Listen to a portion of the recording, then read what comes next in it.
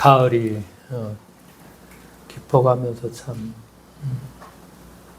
그 더울 적에는 가을 참 소중하다, 참 소중합니다.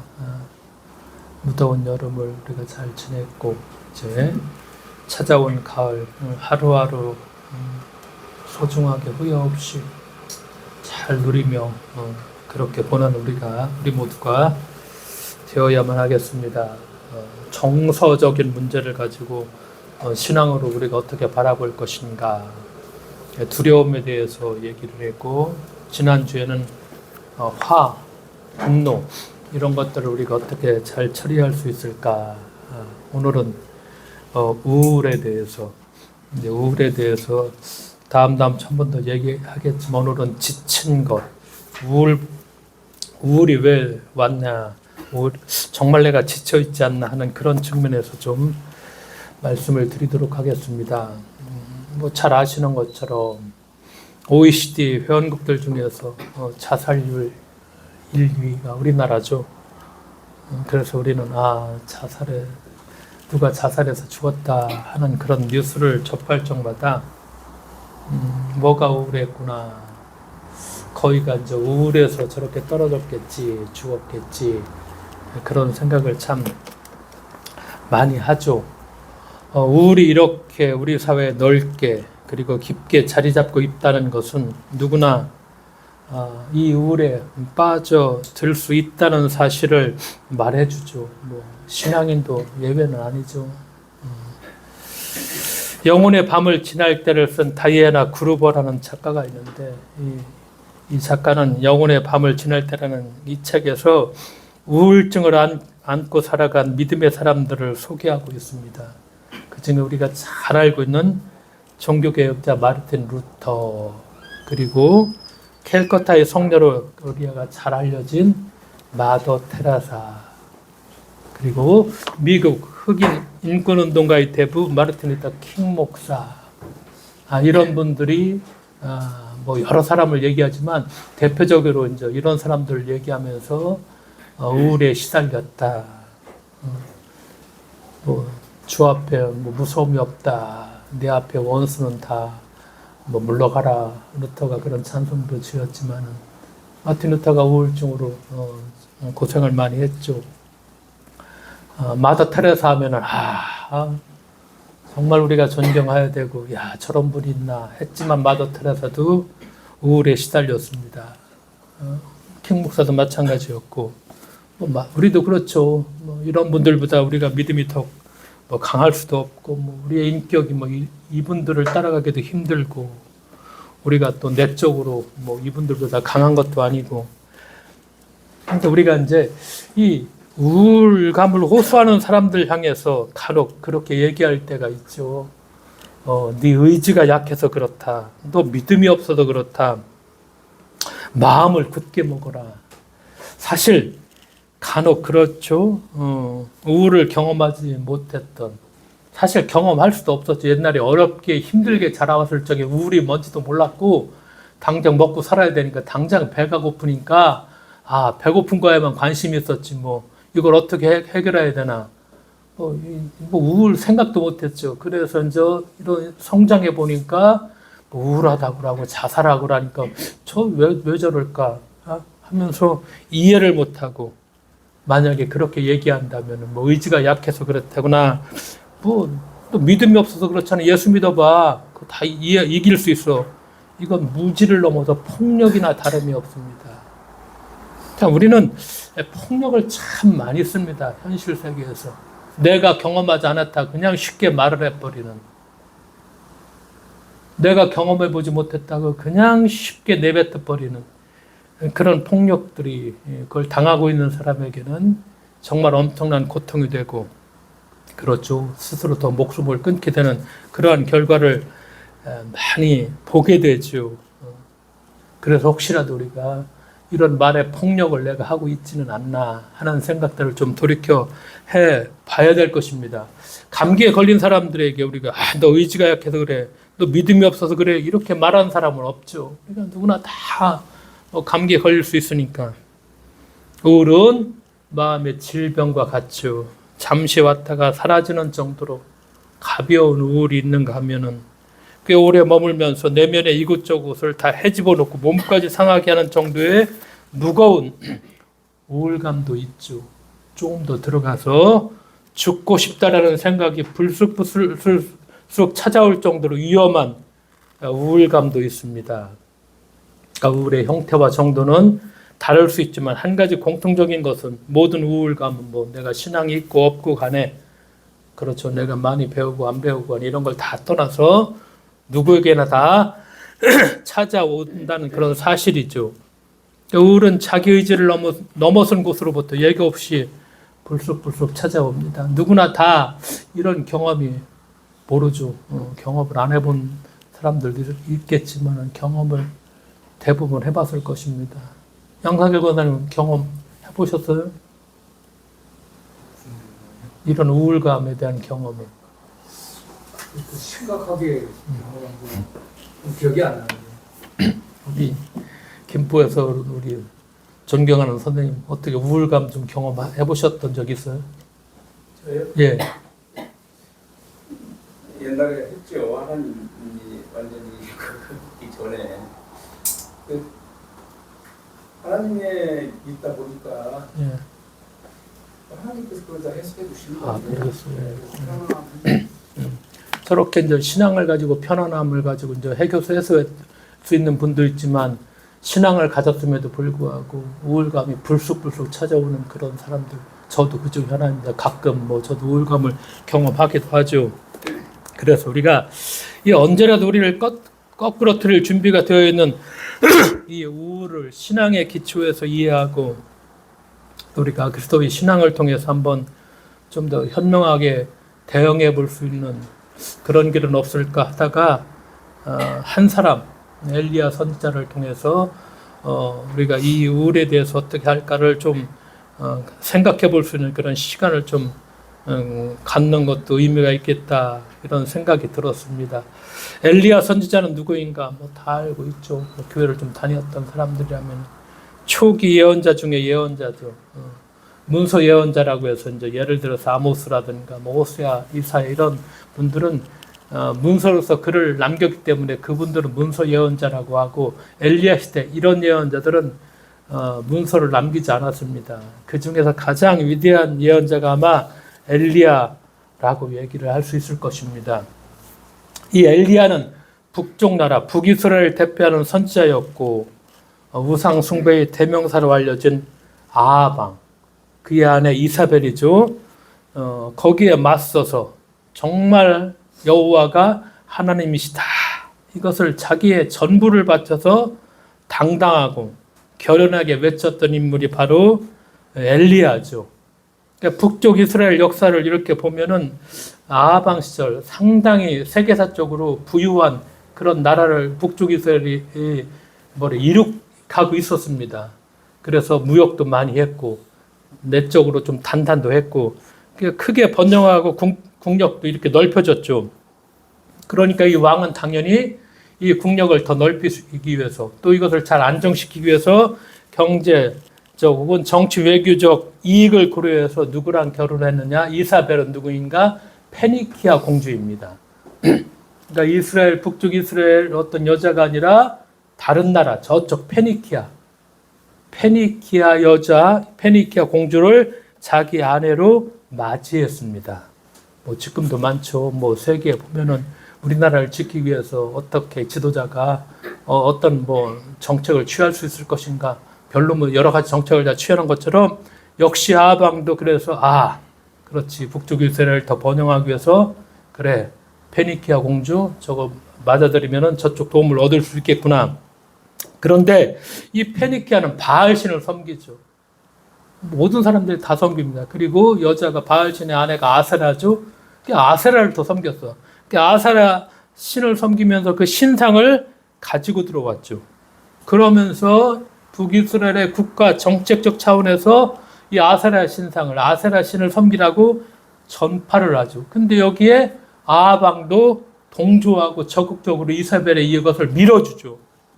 그러니까 우리가 보는 것처럼 뭐 이스라엘 북쪽도 그렇고 남쪽도 그렇고 뭐 성경을 보면 오직 누구만 섬겨야 돼? 죽으나 사나 뭐 여호와만 섬겨야 되고 그 율법에 준수해야 되고 하는데 사실은 현실적으로는 그렇지 않았다는 겁니다. 이렇게 페니키아 공주를 아내로 맞이했고 그러면서 아방의 통치 시기에 북이스라엘의 역사상 가장 노골적인 방식으로 바알과 아세라 신 숭배가 이스라엘 백성들에게 장려되었죠. 참 야훼 신앙을 섬긴다고 하지만 사실은 현실적으로 우리가 분명히 보여야 될 사실은 수없이 이런 역사가 반복되었다는 사실입니다. 그러니까 왕이 오히려 나서서 자기 아내가 하는 거, 야, 이제 야훼 신 섬기지 않아도 돼. 아세라, 바알 섬겨라. 이런 상황에서 이제 예언자가 나타나죠. 특별히 이때 활약한 예언자가 엘리야죠. 엘리야. 잠시 생각해 보면 우리가 엘리야면 떠오르는 게 무엇인가? 교회를 좀 오래 다니고 성경을 좀 알아는 분들은 갈멜산이 생각날 것입니다. 홀로 바알의 선지자 450명과 대결했죠. 송아지 한 마리씩을 번제물로 준비해서 각자 자기들의 신에게 막 불을 내려주어서 태워달라고 막 청하는 그런 대결이죠.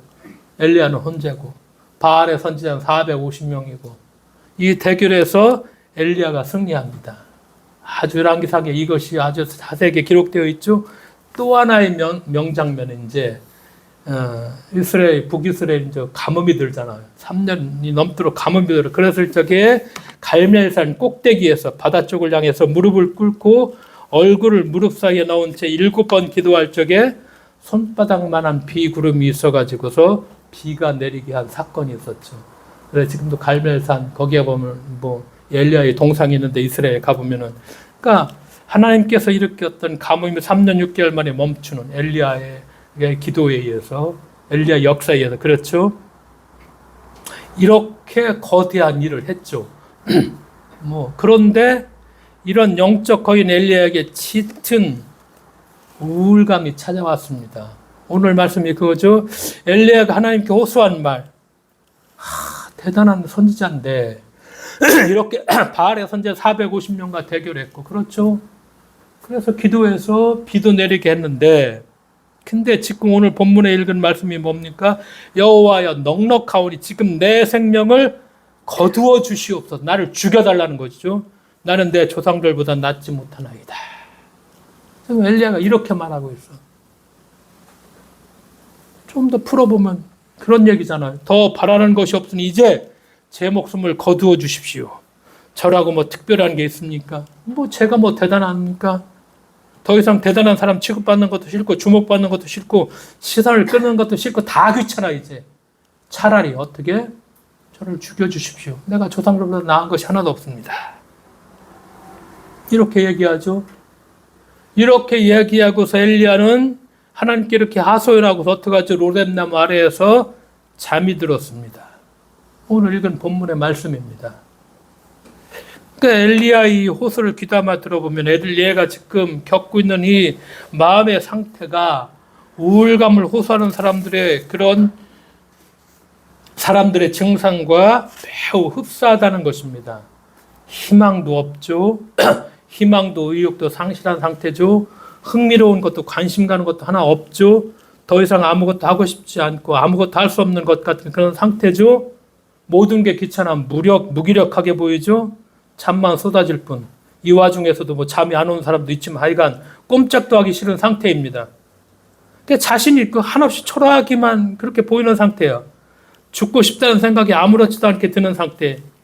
이게 바로 고스란히 엘리야의 지금 모습입니다. 그러니까 현재 정신의학계에서 공식적으로 사용하고 있는 정신질환 진단 매뉴얼 DSM-5. 제가 이런 얘기하면 제 아들이 좀 우스울 수도 있는데 전공을 이걸 하고 있으니까 병원에서 이에 따르면 앞에서 열거한 이런 증상들이 2주간 지속되면 우울 장애로 진단합니다. 저희 집에도 이게 책이 있더라고요. DSM-5 사례집. 제 아들이 하나 사놔서 여기 이걸 보고 진단을 내리는 거예요. 이제 이런 상태가 2주간 이 책에 의해서 진단의 목록에 의해서 2주간 증상이 지속되면 이제 우울병, 쉽게 말해서 의사가 이제 병을 이제 진단하고 약을 처방해야 되는 우울병으로 우울장애로 진단을 합니다. 엘리야가 지금 정확하게 우울 장애를 겪고 있죠. 우울병에 걸려 있습니다. 엘리야가 이렇게 불쑥 찾아온 우울감은 무엇을 말해주는가? 우리가 뭐 엘리야의 겉모습만 알지 속은 잘 모르죠. 그러나 겉으로 보기와는 다르게 조금 더 엘리야도 우리가 똑같은 사람이니까 엘리야가 얼마나 극도의 긴장과 압박 속에서 살아왔는지를 말해주고 있다. 이렇게 볼 수가 있죠. 그렇죠? 엘리야는 지금 자기 자신의 내면 속에서 강렬하게 요동치는 모든 내적 감정들을 밖으로 나오지 못하도록 단단히 묶어놨죠. 그러면서 이를 악물고 이제 그래도 내가 하나님의 예언자인데 여기서 정말 절박하죠. 누구 하나 지금 다 바알신하고 아세라 섬기라고 하는데 이게 무슨 얘기야. 우리 신앙이 여기서 끝나버리면 이건 뭐 있을 수 없는 얘기죠. 그러니까 이 신앙을 지키려고 이 사명에 집중하고 있죠. 그러면서 엘리야를 우리가 본다면 그렇죠. 아합은 악독하고 악렬한 와요. 우리가 성경에 보니까. 근데 이런 소리 아합 앞에 가서 자 아세라 바알 이거 절대 안 된다. 하나님만을 섬겨야 된다. 이거 아합한테 이런 얘기를 한다는 거 쉽지 않죠. 불효령이 떨어지죠 뭐. 그러면서 모른 척하고 하나님의 메시지를 전했을 때 이 말을 지금 엘리야가 지금 아합에게 하고 있죠. 했죠. 엘리야의 심정이 어땠을까? 우리가 엘리야라면 어땠을까? 엘리야를 그냥 겉으로만 보지 말고 우리가 똑같은 사람이니까 뭐 성령이 충만해서 무아지경 속에 그렇죠. 그렇게 해서 뭐 내뱉는 말이라면 상관없겠지만 뭐 정신이 또렷또렷하죠. 근데 그런 상태에서 하나님의 메시지를 전하는 내 엘리야는 얼마나 불안과 두려움으로 긴장이 되었을까? 우리가 이런 사실은 잘 이해를 안 하고 그냥 읽어버리죠. 그냥 똑같습니다. 엘리야도 사람이죠. 우리가 똑같은 사람이고 성경은 뭐 적나라하게 그런 사실을 잘 보여주죠. 그러면서 아합은 어떤 왕이죠? 절대 권력의 왕이죠. 근데 이 절대 권력자 앞에서 얼마나 불안과 두려움, 긴장이 되었을까? 뭐 예언자가 별거입니까? 절대 권력자 앞에서는 죽이라면 죽는 거죠 뭐. 별거 없습니다. 내쫓아는 거 엘리야 우리가 보는 것도 예레미야도 그래. 잡혀 들어갔고 쫓겨났고 뭐. 왕이 절대 권력을 갖고 있으니까. 내가 이 말했으니까 내가 이제 체포될까. 당연히 그런 두려움이 있죠. 내가 감옥에 영영 갇힌다. 당연히 그런 두려움이 있고 사형에 처해질 수 있죠. 당연히. 또 저놈 미친 예언자다. 막 예언자들을 향해서 그렇게 외쳤잖아요. 왕들이. 그 옳은 얘기하면 엘리야나 이사야를 향해서 저 미친놈이다. 이런 두려움과 긴장감. 그러니까 이제 별의별 생각들이 보일 듯 말 듯 엘리야의 내면을 스쳐 지나가면서 감정적 동요와 긴장과 압박을 일으켰을 거 이거 분명하죠. 사람이니까. 그러니까 엘리야가 예언자로 부름받았죠. 그리고 하나님의 주신 사명 나는 반드시 감당해야 된다는 그런 책임감. 내가 여기서 절대 물러서서는 안 된다. 내가 외치지 않으면 누가 외칠 사람 없으니까. 아무리 아합왕이라도 내가 외쳐야 된다. 그런 각오와 사명감, 그 긴장감과 압박감 정말 컸죠. 그러면서 바알의 선지자라고 대결했을 때 겉으로야 뭐 차분하고 당당하게 말하고 있지만 엘리야의 실상 마음속을 들여다보면은 뭐 그 마음에서는 얼마나 요란한 전쟁과 정투가 자기 마음속에서 얼마나 요란하게 일어났겠죠. 저쪽은 450명이 나는 혼자고 하나님의 살아계심을 내가 예언자로서 당연히 증명해야 되죠. 그럼 내가 죽죠. 그렇지 않으면 정말 나 혼자 이걸 감당할 수 있을까? 바알의 선지자는 이렇게 수백 명인데 저렇게 450명이 막 외치니까 그 소리가 쩌렁쩌렁하면 온 하늘을 다 덮고 있는데 울리고 있는데 나는 잘해낼 수 있을까? 정말 하나님이 역사하실까? 그런 생각 당연히 했죠. 내적으로. 혹시 잘못되기라도 한다면은 혹시 실패하기라도 한다면은 내면 한켠에서는 이렇게 꿈틀대는 두려움과 불안 당연히 있습니다. 그러니까 이런 내적 긴장과 압박감. 그러니까 엘리야는 서서히 지쳐가고 있었죠. 남들 눈에는 띄지는 않았지만 내적 긴장과 그런 압박감에 당연히 지쳐가고 있었고. 그러니까 마찬가지죠. 사실 우리가 이제 우울감에 사로잡히는 사람들을 보면 우리도 마찬가지지만은 사회생활을 우리도 하고 있죠. 우리는 직장 생활 안 하지만 직장 생활 할 때는 그 스트레스 참 엄청났죠. 지금도 하고 있는 분들한테는 그럴 겁니다. 직장 생활에서. 또 가정의 생활도 편안합니까? 전쟁터일 때가 많죠. 그리고 뜻대로 되지 않는 내 환경, 주변 환경들. 그러니까 이러니까 우리들도 현실에서 끊임없이 어떻게 되죠? 긴장하게 되고 압박감을 당연히 경험해야 되고. 그러니까 그런 것들이 막 누적되다 보면은 쉬어도 쉬는 게 아닌 이런 지경에까지 이르게 되죠. 그게 우리들의 현실이기도 하죠. 그런 현실을 또 지내왔던 우리들이기도 하고. 그러니까 엘리야의 경우처럼이죠. 긴장과 압박감이면은 반드시 해내야 된다. 그렇죠. 반드시 이겨야 된다. 반드시 내가 쟁취해야 된다. 반드시 이뤄내야 한다. 그런 단단한 각오와 그 열망이 있죠. 그런데 다른 한편 어때? 통제할 수 없는 현실적 어려움이 있어. 내가 통제할 수 없어, 이것은. 내가 통제하면 그래도 이것을 내 손에서 뭔가 해결할 수 있는데, 이게 내가 어떤 사명감과 책임감이 있다 하지만, 근데 현실적으로 내가 통제할 수 없는 현실 어려움이 있어. 그리고 암울한 전망이. 그러니까 이제 여기에서 내 스스로, 내 불신에 대해서 자아내는 두려움과 불안이 자리 잡고 있죠. 그러니까 이 두 상반되는 마음들. 하나는 해내야 된다, 해야만 한다. 이런 어떤 사명, 책임감, 근데 현실적 어려움, 암울한 어떤 그런 전망들. 이렇게 내 자신 속에서 일어난 불신들, 두려움과 불신. 그러니까 이 두 가지 마음이 강하게 충돌을 일으켜. 그러면은 당연히 이제 긴장과 압박이 엄청나게 발생하죠. 이 긴장과 압박은 엄청난 내적 에너지를 다 소진시켜 버리죠. 그래서 어떻게 만들어? 병들게 합니다. 병이 듭니다. 당연히 병이 들게 돼 있죠. 이게 우리의 현실이기도 하죠. 그래서 어떤 의미에서 오늘의 이 우울감은 여기다 맞춰져 있는데 호소하는 우리는 사실은 지쳐 있다는 거. 왜 지쳐 있을까? 우리가 잘못 살아서가 아니라 너무 잘 살려고 해서 지쳐 있죠. 지쳐 있습니다. 힘이 없어서가 아니라 힘을 넘어주고 살아서 지쳐 있습니다. 진지하지 않아서가 아니라 너무 과도하게 진중해서 지쳐 있을 때 많죠. 최선을 다하지 않아서가 아니라 최선을 다하려고만 했기 때문에 지쳐 있죠. 그러니까 대충 살으라고 하지만 대충 그렇게 살지 못해서 지쳐 있죠.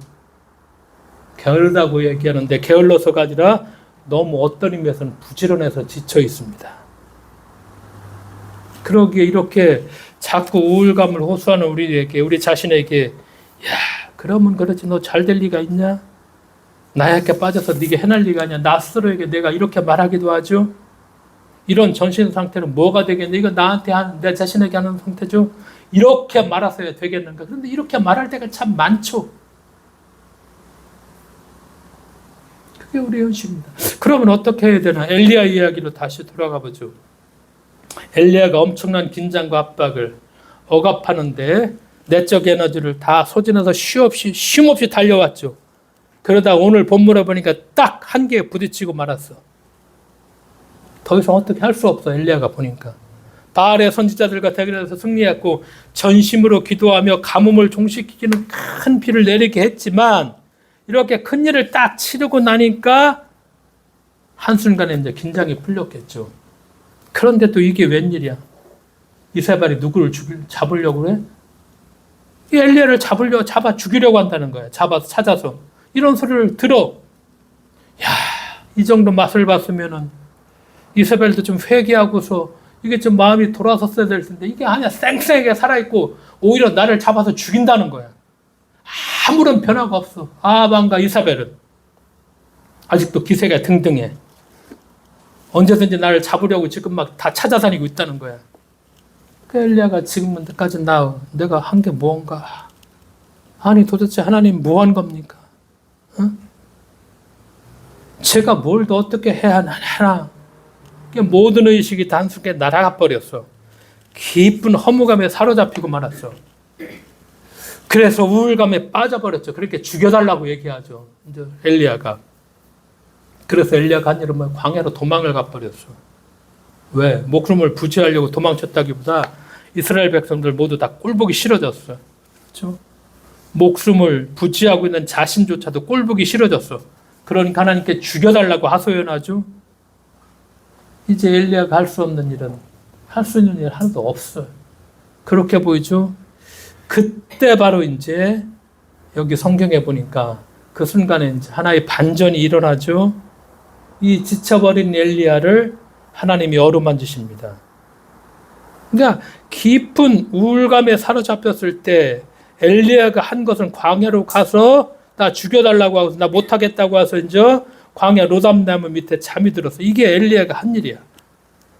그러니까 우리가 우울감에 빠져나오려는 시도조차 할 수 없을 만큼 지칠 때 하나님께 할 수 있는 건 나 안 괜찮다고 말을 해야 된다는 거예요. 나 지금 힘들다. 엘리야처럼. 엘리야가 힘들다는 건 뭐라고 표현하는가? 극단적으로 죽여달라고 표현하는 거잖아. 나 지금 이런 상태가 됐다. 엘리야가 지금 이렇게 말을 하고 있지. 사실 우리가 살면서 많은 일들이 특히 부모들은 이제 그렇죠. 괜찮지 않으면서 괜찮다고 말할 때가 많아. 사실은 내가 지금 우울감에 빠져 있고 내가 지금 이게 했는데도 그냥 괜찮아. 괜찮지 않은데 그래서 속병이 정말 많이 들죠. 괜찮지 않은데 괜찮다고 말해. 이것이 사람을 더 지치게 하는데 그렇죠. 근데 엘리야는 이제 그렇지 않다는 거야. 나 죽여달라는 거야. 나 더 이상 못하겠다는 거야. 그리고 광야로 와서 그냥 그 말 그냥 뱉어놓고 그냥 로담나무 밑에 잠이 들어버리죠. 괜찮지 않다고 솔직하게 표현해야지 쉼이 가능하죠. 엘리야가 하나님께 나 이제 괜찮지 않다. 나 죽여달라고 말하는 것은 자신에게 찾아온 우울에 대해서 사실은 매우 현명하게 처신하고 있죠. 예? 그래서 하나님은 엘리야가 지쳐있을 때 자고 있을 때 천사를 통해서 엘리야를 어루만져 주시죠. 빨리 깨워서 또 다른 사명을 맡기려고 하지 않죠. 제대로 쉬게 하시려고 어루만져 주시죠. 하나님께서 엘리야를 애처롭게 바라보시면서 그렇죠. 그런 마음들이 느껴지죠. 하나님은 잠든 엘리야를 고요히 어루만진 다음에 이제 엘리야를 깨워서 먹을 것을 내어주죠. 엘리야의 머리밭에 숯불에 구워 먹기 좋은 떡과 물 한 병이 준비되어 있었죠. 엘리야는 먹고 마셨어. 그리고 또 잠을 청해서 며칠간 40일간을 그랬다는 거야. 먹고 자고. 어린아이들이 하는 일이 무엇이죠? 먹고 자고 싸고 노는 일. 인생에서 가장 중요하면서 가장 복된 일이야, 사실은. 잘 먹고 잘 자고 소화 잘 시켜서 사람들과 평화롭고 즐겁고 어울리면서 행복하게 사는 일. 이거보다 더 소중한 일이 어디 있을까?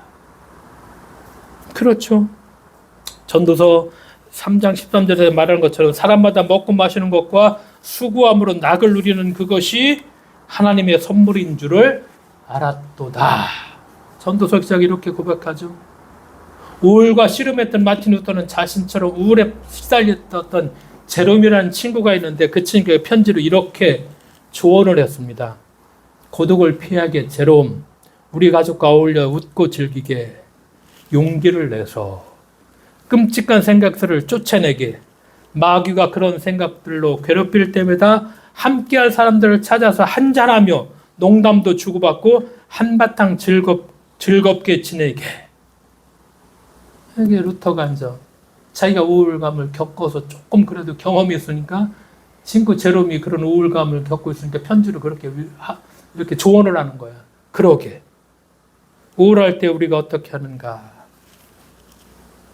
우리는 어떻게 하는가? 우울할 적에. 우리도 한번 생각해 보아야 되겠죠. 그러니까 우리가 우울감에 사로잡힐 때에 세 가지 부정적인 생각이 내면을 장악하기 쉬워요. 첫째는 자기 처한 현실에 대한 부정적 생각을 하게 돼 있어. 그리고 자기 미래에 대한 부정적 생각을 또 해. 그러면서 세 번째로 자기 자신에 대한 부정적 생각을 또 해버려 그냥. 이건 우울감을 더 강화시키죠. 그러니까 이런 생각들을 우리가 전환을 시켜야 되는데 어떻게 전환을 시킬까? 사실 답을 찾기가 쉽지는 않죠. 그러나 일단 멈춰야 되겠죠. 이런 생각이 필요 없는 활동을 시도하게 되는 게 참 도움이 되죠. 그래서 아무 생각 없이 친구들과 어울리며 즐거운 음식을 먹고 농담도 즐기며 신나는 음악에 몸을 맡겨 춤추는 것, 그것도 참 중요하죠. 안영호님이 춤을 추는 것처럼 참 중요합니다. 이게 자기 나름대로 이거. 그러니까 이제 나름대로 우리가 이 우울감을 우리를 계속 지배하게 하면은 그렇죠. 어떻게 우리가 잘 빠져나올 것인가. 그러니까 우리가 조금 더 시선을 돌려본다 하면은 그렇죠. 고통스러운 삶 속에서도 그 고통스러운 삶을 참 이건 뭐 교과서적인 얘기라고 하겠지 모르지만 그래도 그걸 이겨내며 사는 세계 참 많은 사람들이 전쟁과 아픔과 고통과 절망과 좌절 속에서도 그런데 눈을 조금 돌려본다는 거. 근데 보다 근본적인 것은 하나님께서 엘리야에게 허락한 평범한 일상의 쉼이 엘리야에게 소생할 수 있는 힘이 되어주죠. 그러니까 두 주먹을 불끈 쥐고서 뭐 무조건 잘해내야지 하면서 전투적으로 사는 삶을 이제 내려놓고 하나님께서 허락하신 우리가 삶의 소소한 기쁨을 누리는 일, 이게 제일 소중한데 삶의 소소한 기쁨을 어떻게 우리가 이것을 잘 누릴 수 있을 것인가. 삶의 소소한 기쁨을 누리는 데 집중하는 것, 이것이 결국 우울에 대항할 수 있는 가장 큰 힘인데 우리가 이 삶의 소소한 기쁨을 누리는 것, 이것도 배우고 실천해야 될 것이라면 당연히 배우고 실천해야 되겠고, 내가 개발이 잘 안 된 거라면 이것도 좀 개발해서 결국은 이것이 우울을 이겨낼 수 있는 어떤 우리의 내적 힘이 되거든요. 삶의 소소한 기쁨, 그렇죠? 이거 참 중요합니다. 우리가 이 삶의 소소한 기쁨들 대단한 것이 아니라 이제 좀 강남의 집값이 얼마나 올랐나, 누구는 어떻게든 내가 아니라 이제 정말 삶의 소소한 기쁨으로 나를 좀 채워갈 수 있는 그런 시선들로, 그런 생각들로 우리의 언어들, 우리의 말들이 그렇다면 우리가 좀 더 건강하게 노년에도 우리가 좀 더 이렇게 살아갈 수 있지 않을까. 그러니까 먹고 자고 싸고 노는 이 일을 함으로써 이제 엘리야가 우울의 지배로부터 한 걸음 이제 나아갈 수 있죠. 그러니까 하나님께서 이제 말씀으로 40일이 지난 다음에 다가오셔서 엘리야에게 물으셔. 내가 어찌하여 여기 있느냐. 40일간 그렇게 하고 나니까 삶의 이 기쁨 때문에 조금 엘리야가 추스렸어. 그러니까 물어봐. 내가 어찌하여 여기 있느냐. 우리가 우울에 압도되어 있을 때에는 우울감을 강화시키는 자기 생각을 점검할 여력이 없어. 그런데 이제 이렇게 좀 우울감에서 좀 벗어나니까 내가 이제 좀 성찰할 수 있는, 나를 좀 제대로 바라볼 수 있는 힘이 확보되었으니까 엘리야에게 하나님께 물으시는 거야. 내가 어찌해서 여기 있느냐? 무엇이 너를 우울하게 하더냐? 엘리야가 뭐라고 그래? 엘리야의 속생각을 말하죠. 내가 만군의 하나님 여호와께 열심히 유별하오니 이는 이스라엘 자손이 주의 언약을 버리고 주의 제단을 헐며 칼로 주의 선자를 죽였음이오며 오직 나만 남았거늘 그들이 내 생명을 찾아 빼앗으려 하나이다. 엘리야가 이런 얘기잖아요. 내 최선을 다해서 주를 위해 일했습니다. 그런데 다 소용이 없습니다. 아무것도 내 곁에 없습니다. 열심히 일한 결과로 불행만 남았습니다. 이렇게 말을 하죠. 근데 이제 성찰해서 이 엘리야의 말을 조금 더 살펴보면 이 말이 진짜 사실일까? 19장 19절에 보면은 하나님께서 뭐라고 얘기해요? 바알에게 무릎 꿇지 않은 사람이 몇 명이 됐다는 거야? 7,000명이나 남아있다. 그러니까 이제 이런 얘기야. 우리가 이제 우울을 다뤄볼 만한 여력이 생겼어. 내가 우울감이 좀 빠져나왔을 때에는 하나님의 말씀에 잘 우리가 비추어서 부정적이고 조금 더 거짓에 기초한 자기 생각들을 점검해 보아야 된다는 거야. 아, 이건 거짓이구나. 이건 우울감이 있을 적에는 이게 사실인 줄 알았더니 보니까 하나님께서 아니야. 7,000명 남겨뒀어. 이건 한꺼풀 신적 우리가 제대로 볼 수 있다는 얘기죠. 하나님의 말씀과 진실에 기초한 생각들을 그런 생각들로 전환시켜야 되는데 이게 말처럼 당연히 쉬운 일이 아니죠.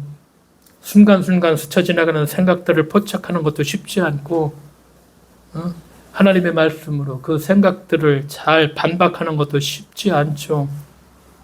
하나님의 말씀에 기초한 생각들을 품고 사는 것도 당연히 쉽지 않죠.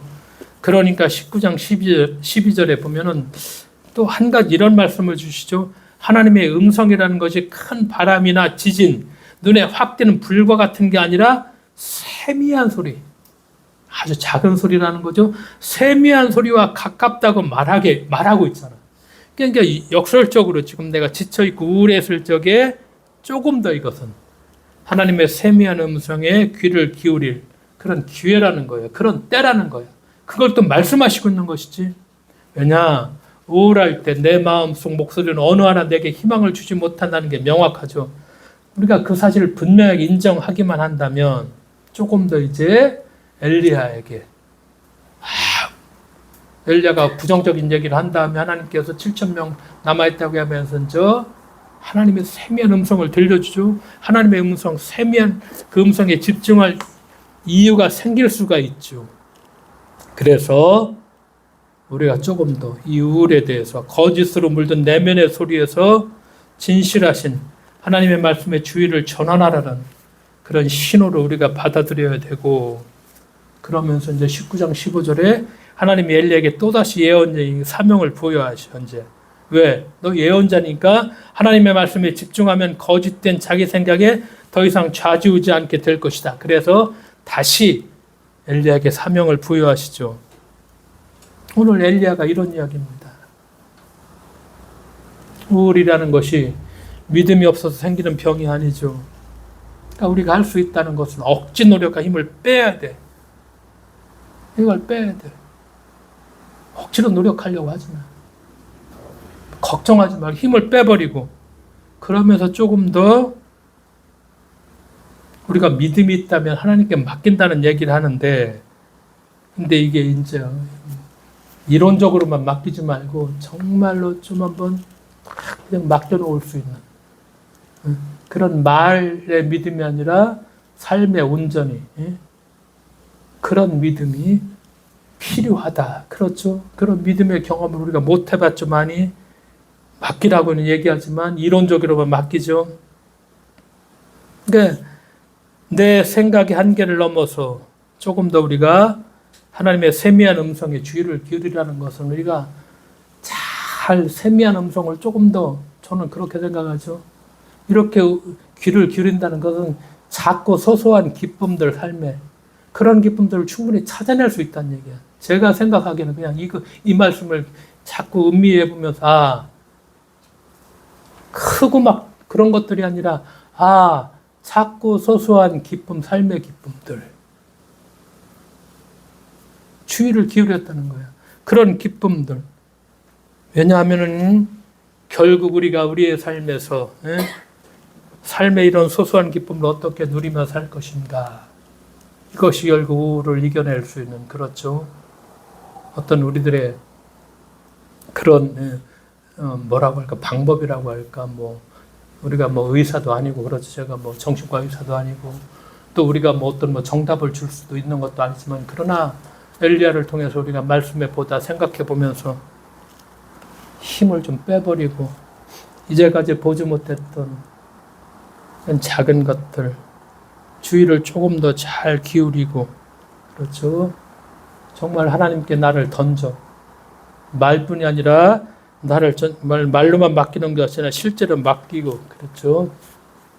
새로운 삶에 조금 더 우리가 이제까지 경험했던, 내가 맨날 생각했던 것이, 그런 삶도 참 소중해서 나를 여기까지 이끌고 왔지만 조금 더 작은 것들, 소소한 것들로 우리의 기쁨을 같이 얘기하면서 이 우리의 불쑥불쑥 찾아오는 이런 우울감들을 잘 이겨나갈 수 있는, 그렇죠. 그것과 떨쳐낼 수는 없겠지만 그런 것들을 우리가 잘 극복하고, 그렇죠. 같이 성장해 갈 수 있는 그런 우리 모두가 되어야만 하겠습니다. 기도하겠습니다. 하나님 아버지, 감사드립니다. 불쑥불쑥 찾아오는 마음의 질병, 이 우울한 것들을 주님 오늘 엘리야를 통해서 새겨보면서 하나님께서 허락해 주셨던 이 삶의 소소한 기쁨들을 우리가 다시 잘 귀를 기울이면서 이런 기쁨들로 오늘도 건강하게 살아갈 수 있도록 주께서 저희와 동행해 주실 것을 믿으며 예수님의 이름으로 기도드리옵나이다. 아멘.